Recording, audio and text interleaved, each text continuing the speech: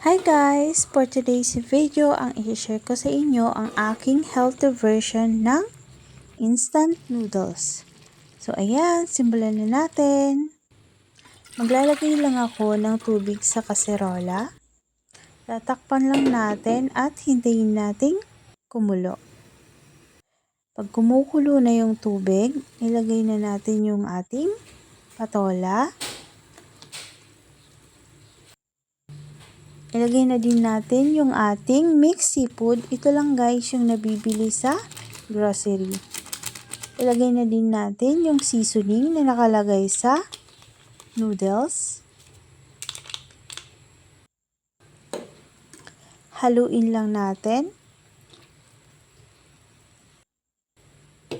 Takpan lang natin uli at hintayin natin kumulo.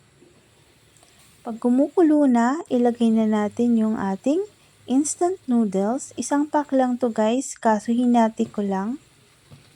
Haluin lang natin.